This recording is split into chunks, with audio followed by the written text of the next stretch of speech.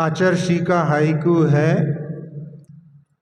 वे चल बसे, 5 अक्षर, यानी यहाँ से वहाँ, 7 अक्षर, जाकर बसे। तो ये हाइकू जहाँ पर कोई जब मरण को प्राप्त हो जाता है तब उस समय में कहते हैं कि वो चल बसे। तो उस शब्द में ही यहाँ पर कि यहाँ से अपनी देह को छोड़ करके और कहीं और जा कर के वो बस गए हैं, शब्दों में ही ये व्यक्त होता है। मतलब भारतीय संस्कृति में पुनर्जन्म का जो सिद्धांत है वो सामान्य बोलचाल की भाषा में भी चलता है।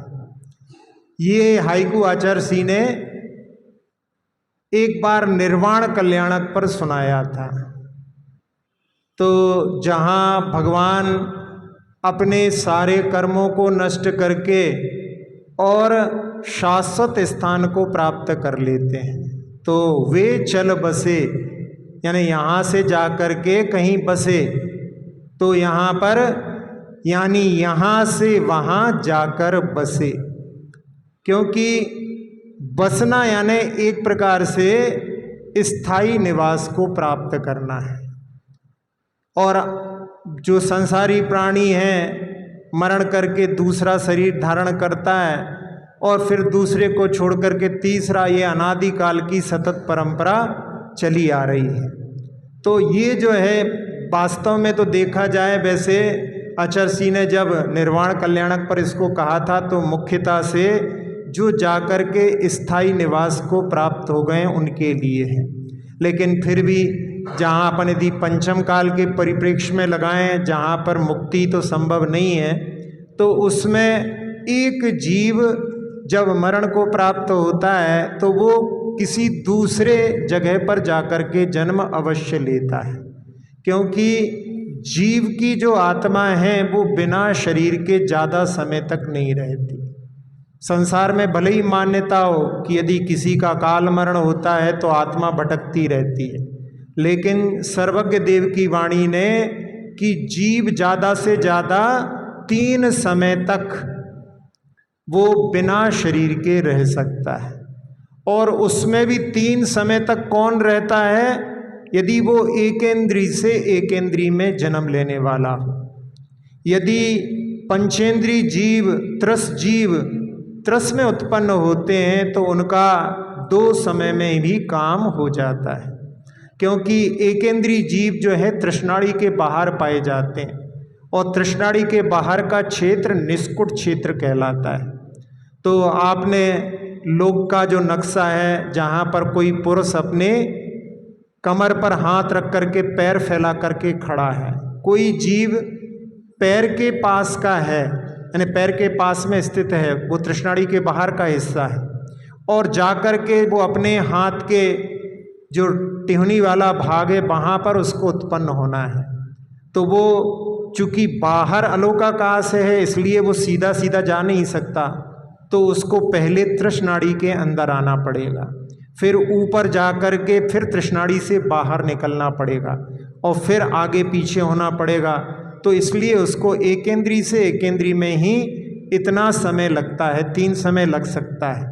लेकिन जो तृष्णाड़ी में उत्पन्न होने वाले हैं तो उनके लिए 2 समय में ही कार्य हो जाता है। उसके लिए समझने के लिए, जैसे ये पुस्तक है, इस पुस्तक में कोई जीव यहाँ पर है और उसको यहाँ पर उत्पन्न होना है, बस ऐसी स्थिति बनेगी। तो उसमें उसके लिए एक मोड़ा ऐसा लेगा, एक मोड़ा ऐसा लेगा और तीसरे मोड़े में उस जगह पर पहुँच जाएगा। तो तीसरे मोड़े में पहुँचना मतलब 2 समय के लिए वो अनाहारक रहेगा। तो यहाँ जीव जब भी मरण को प्राप्त होता है तो वो ज़्यादा समय तक शरीर से रहित नहीं रहता, शरीर को ग्रहण कर ही लेता है। तो ये मान्यता जो संसार में चलती है कि अकाल समय में मरण हो जाए तो आत्मा भटकती है, ये केवल लोकोक्ति है, इसमें सार नहीं। तो जीव जाकर के शरीर को ग्रहण कर लेता है। तो जब कोई जीव एक शरीर को छोड़ करके दूसरी जगह पर जा कर के और वहाँ पर यानी भले ही वहाँ पर परमानेंट निवास नहीं है, टेम्परेरी रह रहा है, लेकिन वहाँ पर जाकर के बसता है। तो इसलिए अपन इस हाइकू को कि वे चल बसे, यानी यहाँ से वहाँ जाकर बसे, तो ये दोनों जो है क्षेत्र में अपन इसको लगा सकते हैं। तो कोई भी जीव जब मरण को प्राप्त होता है तो वास्तव में क्या होता है, केवल उसका जो शरीर, स्थूल शरीर है वो छूट जाता है और वो जगह छूट जाती है। इसीलिए आचार्य सिंह ने एक बार मृत्यु की परिभाषा देते हुए कहा था कि death is nothing but change of dress and address. बस ड्रेस चेंज हो जाती है और एड्रेस चेंज हो जाता है। तो ड्रेस ये अपना स्थूल शरीर है, जो अपन बाहर वस्त्रों को धारण करते हैं वो तो एकदम बाहर के हैं, शरीर भी, स्थूल शरीर भी अपना वस्त्र है, लिबास है, तो वो छूट जाता है और जीव एक जगह से दूसरी जगह चला जाता है तो वहाँ पर उसका एड्रेस चेंज हो जाता है। तो रहता वो इसी लोक में है, क्योंकि लोक के बाहर जाने का कोई साधन नहीं है, तो बस जीव का केवल स्थान और रूप में परिवर्तन होता है। तो ये पुनर्जन्म का सिद्धांत, जिसके माध्यम से जीव इसी संसार में कहीं ना कहीं दूसरी जगह पर पहुंच जाता है, तो उसके माध्यम से, क्योंकि जिसने जन्म लिया है उसका मरण तो निश्चित है। अब वो कब होगा ये भले नहीं मालूम हो, लेकिन मरण तो निश्चित है। और जब मरण होता है तब उस समय में जो साथी संगी रहते हैं वो शोक से व्याकुल होते हैं, रुदन करते हैं। तो उसके लिए यहाँ पर कि गते शोको न कर्तव्यः, आगम का वाक्य है कि जो मरण को प्राप्त हो गया उसके लिए शोक करने से क्या अर्जन होगा। उसमें आचार्यों ने ये लिखा कि यदि शोक करने से वो वापस आता है तो फिर बहुत सारे लोग मिलकर के भी करें अपन उसके लिए, लेकिन कोई जाने के बाद वापस नहीं आता। तो इसलिए जब कभी किसी का निधन हो जाता है तो उसमें ज़्यादा आकुल व्याकुल नहीं होना चाहिए। स्वाभाविक रूप से संबंध रहते हैं तो आकुलता व्याकुलता होती है, लेकिन कई लोग उसी आकुलता व्याकुलता में जो भी मिलेगा उसके सामने रुदन करते करते, और कई बार तो अपने नेत्रों को भी जो है वहाँ पर हानि पहुँचा लेते हैं। आप लोगों ने सूरदास का नाम सुना होगा। सूरदास के बारे में आता है कि वो आँखों से देखने में समर्थ नहीं थे, लेकिन उनके बारे में क्यों उनकी आँखें चली गईं उसके बारे में एक कथानक हमने पढ़ा था कि बचपन में उनकी आँखें अच्छी थीं, लेकिन उनके बहुत सारे भाई थे और वो राजा के यहाँ पर सेना में कार्य करते थे, और जहाँ सेना में है युद्ध आदि में जाना पड़ता था तो उनके सारे भाइयों का उस युद्ध में निधन हो गया। और वो छोटे भाई थे, रोते रोते रोते उन्होंने इतना शोक किया कि उसके माध्यम से उन्होंने अपने ही प्राणों की क्षति कर ली, उनकी आँखें चली गईं। तो इसलिए यहाँ पर कह रहे हैं गते शोको न कर्तव्यः। तो ये हाइकू जहाँ पर कि जीव यहाँ से कहीं पर जाकर के बस गया, ये तो स्वभाव है, और जब स्वभाव के बारे में विचार करते हैं तब फिर व्यक्ति के विरह आदि में वो जो पीड़ा बहुत लंबे समय तक परेशान कर सकती है, अपन उससे ऊपर उठ सकते हैं, क्योंकि ये तो स्वभाव है। तो स्वभाव जो है उसको अपन टाल नहीं सकते, वो तो अवश्यंभावी होता है, होकर के ही रहता है। तो जहाँ जीव एक जगह से दूसरे जगह जाता है, और आगम में तो इसके बहुत सारे उदाहरण मिलते हैं। जहाँ शांतिनाथ भगवान का चरित्र देखो, उत्तर पुराण में 12 भवों का वर्णन किया है। आदिनाथ भगवान के भी 10 भवों का वर्णन किया है। जब इंद्र जन्माभिषेक करता है उसके बाद में आनंद नाटक दिखा करके उनके 10 भवों को वहाँ पर प्रस्तुत करता है कि किस प्रकार से उन्होंने हर भव में अपने जीवन में उत्थान किया। पार्श्वनाथ भगवान के भी अपन पार्श्व पुराण में पढ़ रहे थे, वहाँ पर भी 10 भवों का वर्णन आया है। चंद्रप्रभ भगवान के चरित्र का 7 भवों का वर्णन जिनागम में लिखा हुआ है। तो ये जो है पुनर्जन्म का सिद्धांत इसके माध्यम से कि जीव जा कर के कहीं ना कहीं जन्म लेता है और अपन इस भव में आए हैं तो कहीं ना कहीं पहले थे। ये पुनर्जन्म का सिद्धांत अपने हृदय में जो है जिनागम में इतना वर्णित है कि अपन सब लोगों को लिए कि आत्मा कभी भी नष्ट नहीं होती, वो कहीं ना कहीं जा कर के अपने शरीर को धारण कर लेती है।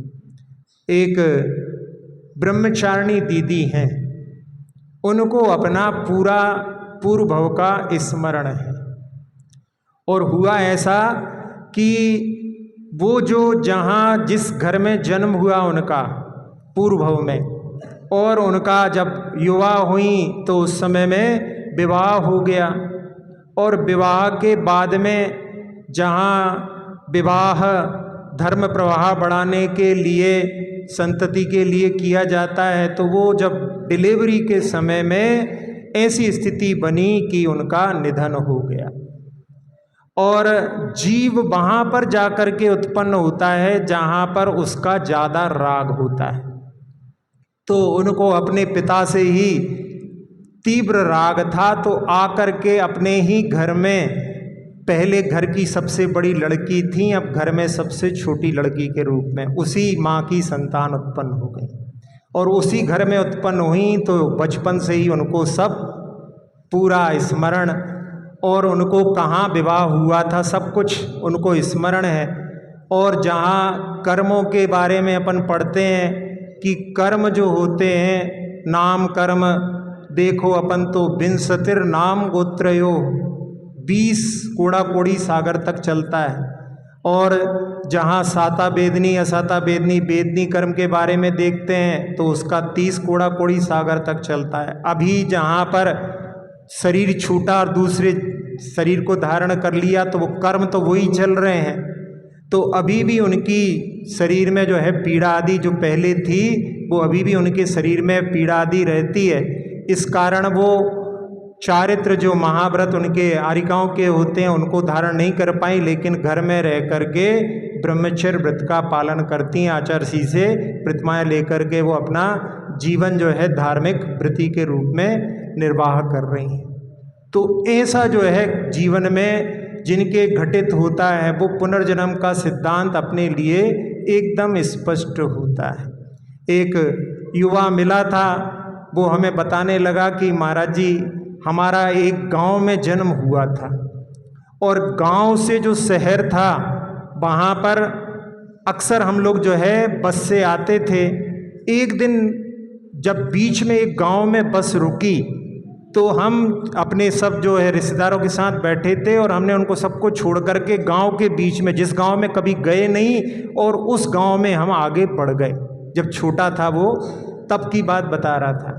और वहाँ पर जा कर के एक घर में घुस गया, अकेले ये मेरा घर है और ये मेरे बच्चे हैं, ये मेरी पत्नी है, सब पूरे जो है उसने बता दिया। वो स्वयं अपने को बता रहा था कि हम जो है स्वयं बचपन में ऐसे गए थे और उस समय में हमारी स्मृति में सब कुछ था, लेकिन धीरे धीरे धीरे धीरे वो स्मृति विस्मृत हो गई।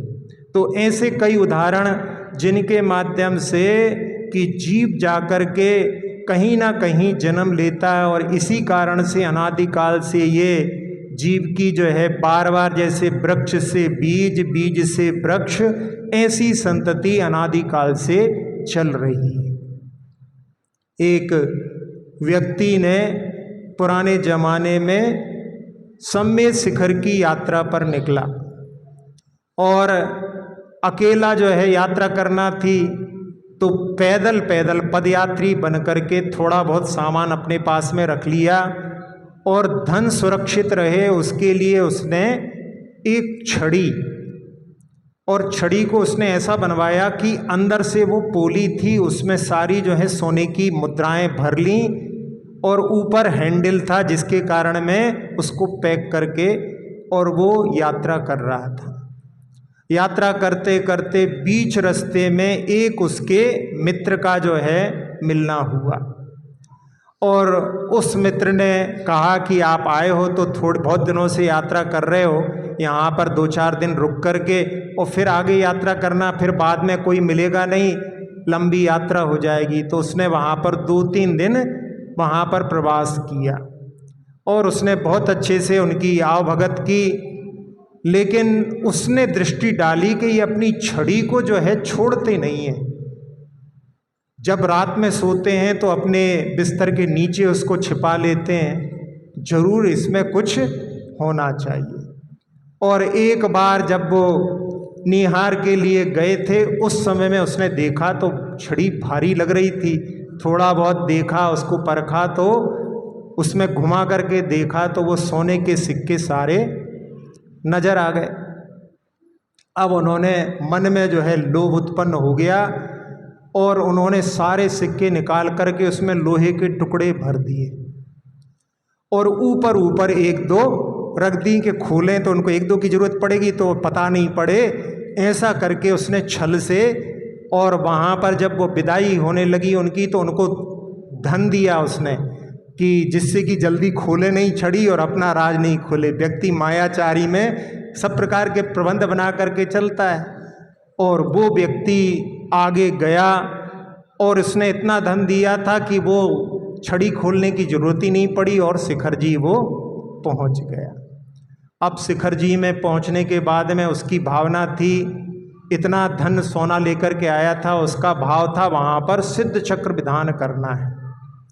और उसने वहाँ जो लोग व्यवस्थापक थे उनसे बोला कि हमको सिद्ध चक्र विधान करना है, तो जो पंडित जी हैं और जो भजन मंडली है सबकी व्यवस्था आपको करना है। तो उन्होंने कहा कि बयाने में आप कुछ दे दो और बाद में फिर बाकी के पैसे हम आपसे बाद में ले लेंगे। तो उन्होंने उस समय में 1-2 सिक्के दे करके और बाकी के बाद में देंगे ऐसा तय कर लिया।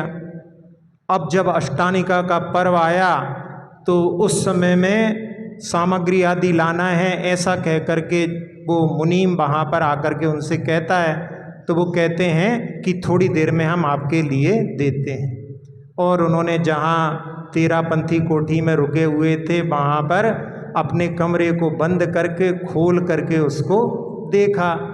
अब देखा तो सारे लोहे के टुकड़े तो एकदम गस्त खा के गिर पड़े। फिर थोड़ी देर बाद होश आया। होश आने के बाद में कि अरे अब यहाँ के लोग क्या समझेंगे कि हमने सबको जो है झूठ बोला है। और मन में ऐसी जो है तीव्र पीड़ा उत्पन्न हुई कि उस समय में कुछ समझ में नहीं आया। पीछे का दरवाज़ा खोल करके और वहीं पास में कुआं था उसमें छलांग लगा दी। और वो जो है जब आया खटखटाता रहा, नहीं खुला, तो फिर उसने जानकारी रहती पीछे से जा कर के देखा और जब तक वो जो है व्यक्ति मरण को प्राप्त हो चुका था। अब यहाँ जो व्यक्ति जिसने निकाले थे पैसे वो अपनी संतान के साथ में इस क्षेत्र पर आया, सिद्ध क्षेत्र पर आया अपनी संतान को लेकर के। और उसने वहाँ पर जब यात्रा वंदना कर ली तो लड़के ने कहा कि यहाँ पर अपने को सिद्ध चक्र विधान करना है। तो पिता ने कहा हाँ बेटा अपन सिद्ध चक्र विधान करेंगे, अच्छे से ठाट बाट से करेंगे, पैसे की कोई कमी नहीं है, क्योंकि वो इतना सारा माल हाथ में लगा था उसके। और उसने सारी जो है तैयारी कर ली और अच्छे से ठाट बाट से वहाँ पर सिद्ध चक्र विधान संपन्न हो गया। और जैसे ही आखिरी दिन पूर्ण हुआ कि वो लड़का जो है वहाँ पर कहने लगा कि पिताजी मेरे हृदय में बहुत तीव्र पीड़ा हो रही है, मैं बचूंगा नहीं। तो वो कहता है कि बेटा चिंता मत करो, अपने पास में बहुत पैसा है, यदि ज़रूरत पड़ी तो मैं कलकत्ता से भी वैद्य को बुला लूँगा। कहले नहीं इतना अब समय नहीं है, वो तो मैं वही हूँ जिसका तुमने सारा सोना निकाल लिया था।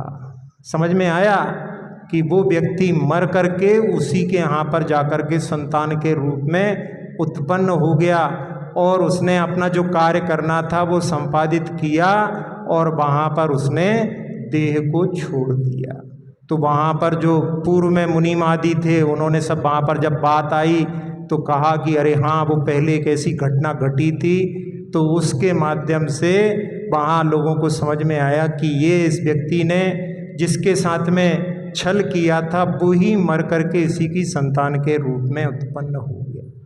तो ऐसा जो कर्म का जो सिद्धांत है, पुनर्जन्म का सिद्धांत है, वो आचर्षी के इस हाइकू में अपन देख रहे हैं कि वे चल बसे, यानी यहाँ से वहाँ जाकर बसे। तो हर भव में जीव नए नए स्थान को ढूंढता रहता है, और हमने पहले बताया था कि आचर्षी ने इसको निर्वाण कल्याणक के दिन इसका जो है उद्घाटन किया था। तो अपने लिए कि जो शाश्वत स्थान है वो जब तक अपने लिए प्राप्त नहीं होगा तब तक अपना यहाँ से वहाँ, वहाँ से यहाँ ये सतत चलता रहेगा। तो बसना यानी ऐसी स्थान को कि फिर उसको खाली ना करना पड़े। एक विचारक ने लिखा कि जब कोई फॉर्म भरते हैं और उसमें कोई पूछता है कि आपका स्थायी पता भरो इसमें, तो हमें हंसी आ जाती है। स्थायी पता पूछते हैं, लेकिन स्थायी पता किसका है? ये उस विचारक के मन में उस प्रश्न के माध्यम से वहाँ पर जो है हंसी, यानी कि ये अपन लिख रहे हैं यहाँ पर स्थायी पता, लेकिन किसी का स्थायी पता नहीं है, सब टेम्परेरी एड्रेस वाले हैं। उसमें लिखा रहता है एक टेम्परेरी अलग होता है, एक स्थायी अलग होता है। भले ही स्थायी में अपन कुछ भी लिख दो, लेकिन वो भी टेम्परेरी है, क्योंकि वो भी हमेशा रहने वाले नहीं हैं, उसको भी छोड़ कर के सबको जाना है। तो ये जैसे कहते हैं कि ये सब जो है पूरा संसार एक रास्ते के समान है, सब बटोही हैं, यहाँ पर कोई हमेशा के लिए रहने वाला नहीं है, सब जो है राहगीर हैं, सब जो है आगे आगे सफ़र करते रहते हैं। तो इस प्रकार से ये अपने लिए कि वो जो है शाश्वत स्थान अपने लिए प्राप्त हो, जिसके कारण में राहगीर ही ना बने रहें, अपन मंजिल पर पहुंच सकें। तो आचर्षी के इस हाइकू से प्रेरणा पुनः दोहराएं, क्या है? वे चल बसे, यानी यहाँ से वहाँ जाकर बसे।